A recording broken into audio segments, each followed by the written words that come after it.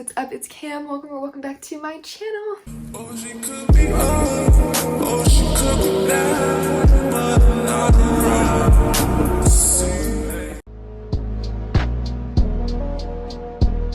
Alright, so in today's video, I'm going to be telling you guys and giving you tips on how to become that girl in 2022. So before we get started, make sure you go ahead and give this video a thumbs up and comment down below a goal that you have for 2022. Also, don't forget to subscribe to this channel down below as well as click the bell notification so that you never miss another one of my videos. And also, subscribe to my main channel as well. That's my commentary channel. I have it on the screen and linked down below. If you want to keep up with me outside of YouTube, you can follow me on all of my social media, my Instagram, my spam account, and my TikTok. And without further ado, let's get into it. Alright, so I just want to start this video off by placing emphasis on the fact that being that girl does not have like a universal meaning. It's whatever you make it, and it's actually subject to whatever it is that you define it as. And it does not necessarily mean what TikTok makes you think that it means. Like, you do not have to get up at 5 o'clock in the morning. You do not have to be eating smoothies and salads all day, and every day does not have to be a productive day, if you get what I mean. So with all of that being said, here are my tips on how you can become that girl. So the first thing, self-care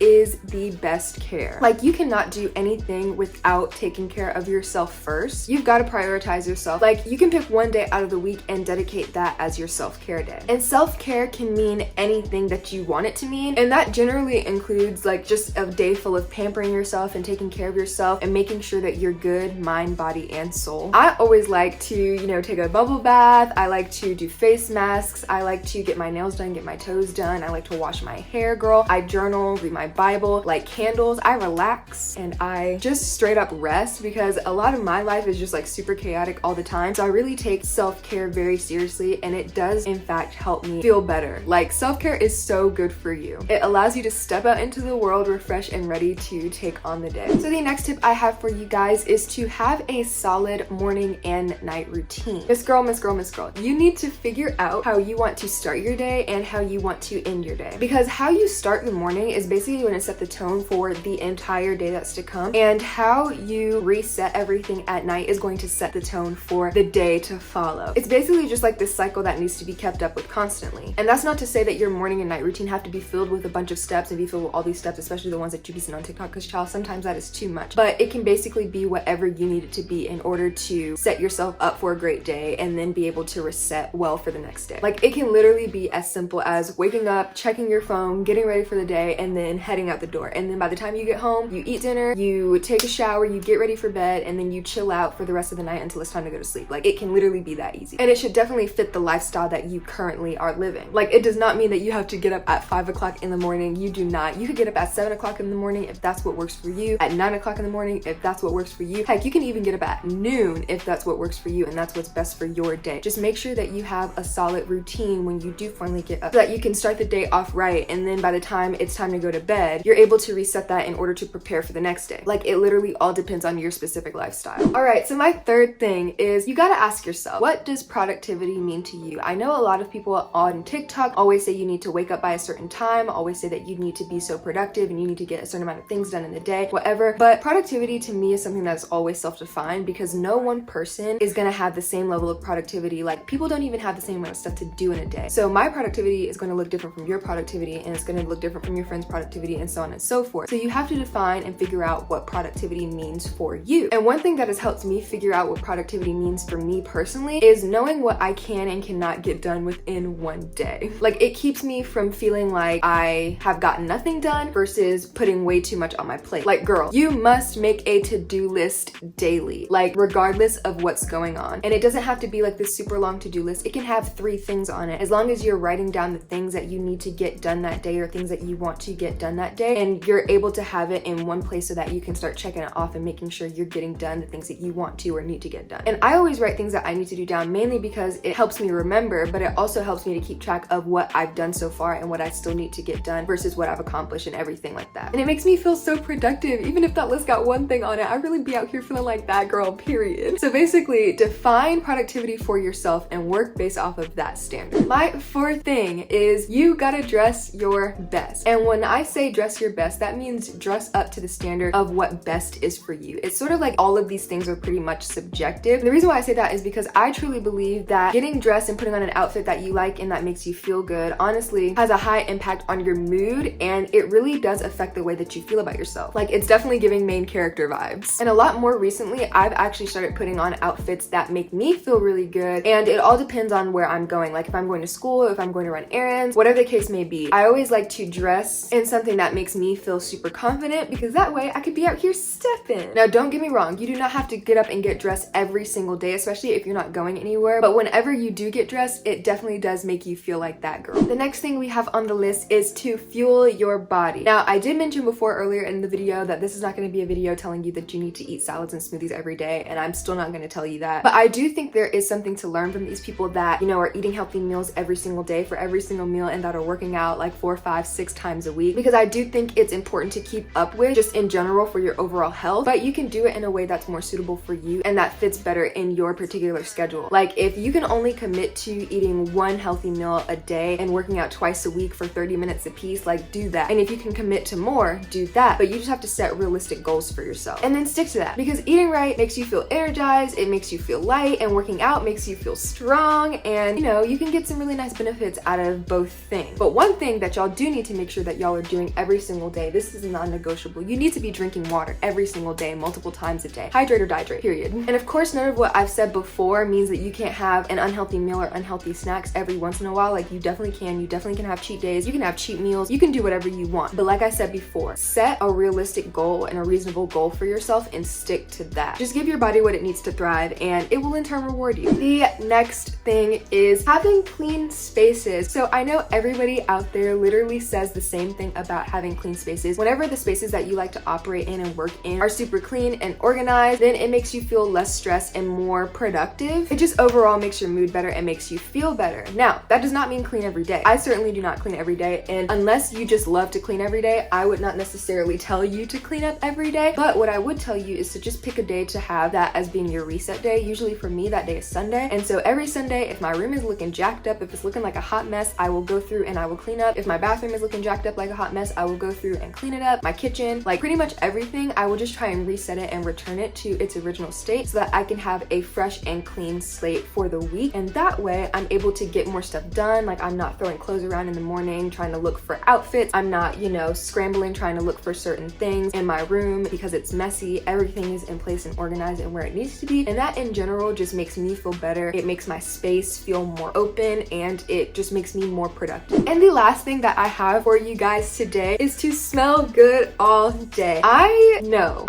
smelling good can sometimes be expensive, but I think my version of smelling good is just to have a really bomb hygiene routine. Make sure you are taking care of yourself, girl. You're showering as often as you need to shower. I shower once a day, so I would recommend everyone shower once a day. And when you're showering, make sure you just have products that make you feel good. Your body wash, if you want to do a body scrub, you have that. If you want to use a loofah, if you want to use a washcloth, if you want to use an African nets, whatever the case may be, do that. You got some good lotions that smell good. If you have some body sprays from Bath & Body Works, or if you have body sprays from Sephora, wherever you get your body sprays from, you know, give it a little spray.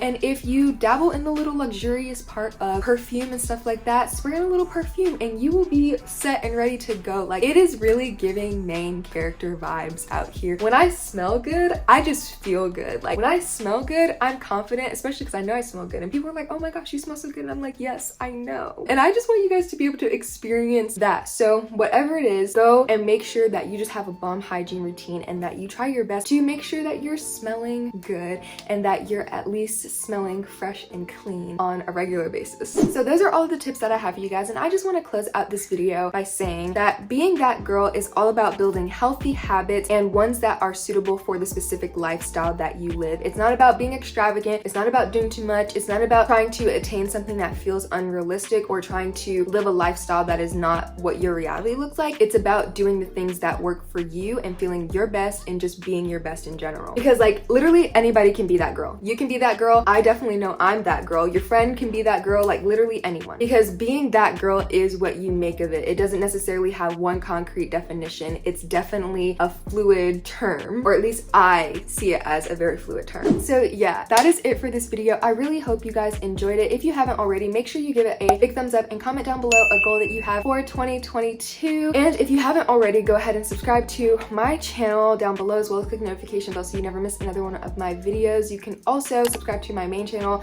That is my commentary channel. I'll have it on the screen and down below. And if you want to keep up with me outside of YouTube, you can follow me on all of my social media, my Instagram, my spam account, my TikTok. Everything will be on the screen and linked down below. Guys, I really appreciate you for watching. Do not forget to be the light, and I will see you guys in my next video. Bye.